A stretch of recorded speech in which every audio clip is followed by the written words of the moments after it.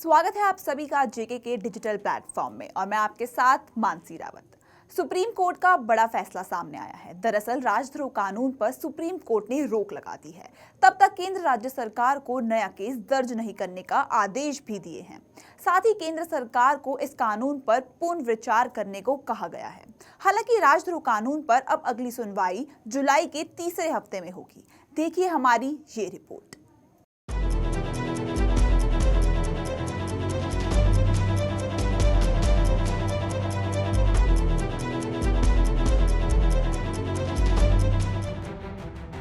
Supreme court ने ऐतिहासिक फैसला सुनाते हुए राजद्रोह कानून पर स्थगित रखने का फैसला सुना दिया है। मामले की सुनवाई जुलाई के तीसरे हफ्ते में फिर होगी। सुप्रीम कोर्ट ने कहा है कि पूर्ण विचार तक राजद्रोह कानून यानी 124A के तहत कोई नया मामला दर्ज न किया जाए। जो लंबित मामले हैं उन पर यथास्थिति रखी जाएगी। बता दें कि अब उस मामलों की सुनवाई जुलाई के तीसरे हफ्ते में होगी। मामले की सुनवाई के दौरान चीफ जस्टिस ने पूछा कि कितने याचिकाकर्ता जेल में हैं। इस पर कपिल सिब्बल ने कहा कि 13,000 लोग जेल में हैं। चीफ जस्टिस रमना ने कहा कि हमने इस मामले पर काफी विचार किया है। हम इस मामले में आदेश दे रहे हैं। चीफ जस्टिस ने आदेश पढ़ते हुए कहा कि पूर्ण विचार होने तक यह उचित नहीं होगा कि राजद्रोह कानून का इस्तेमाल किया जाए। हम आशा और विश्वास रखते हैं कि केंद्र और राज्य आईपीसी की धारा 124A के तहत कोई भी प्राथमिकी दर्ज करने से परहेज करेंगे। बता दें कि अभी 3 जजों की बेंच राजद्रोह कानून की वैधता पर सुनवाई कर रही है। इस बेंच में chief justice NV Ramana, justice Suryakant और जस्टिस हीमा कोहली शामिल है।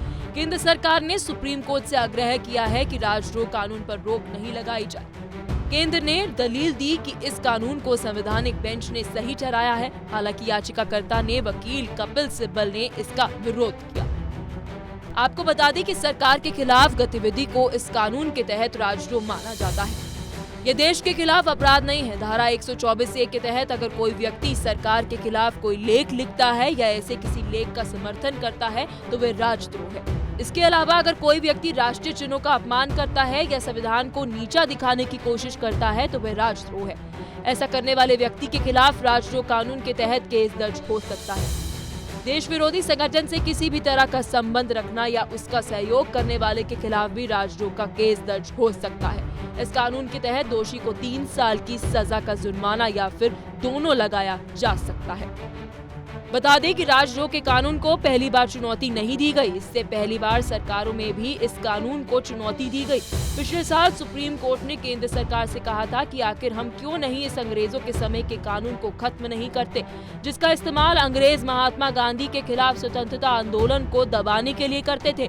लेकिन अब केंद्र सरकार ने इस पूरे कानून की समीक्षा की बात कही है। रिपोर्ट की माने तो केंद्र सरकार ने यह भी कहा है कि प्रधानमंत्री नरेंद्र मोदी ने इस कानून पर अपनी राय जाहिर की है और कहा है कि आम लोगों की स्वतंत्रता का ख्याल रखा जाना चाहिए, उनके मानव अधिकारों का सम्मान करना चाहिए।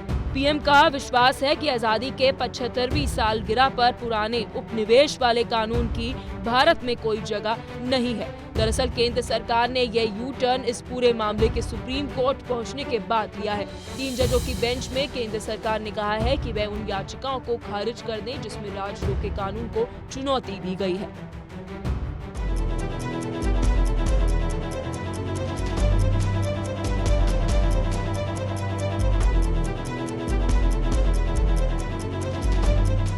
चलिए इसी के साथ मैं ये वीडियो को करती हूँ एंड और अपडेट्स के लिए आप जुड़े रहे जेके न्यूज़ के साथ।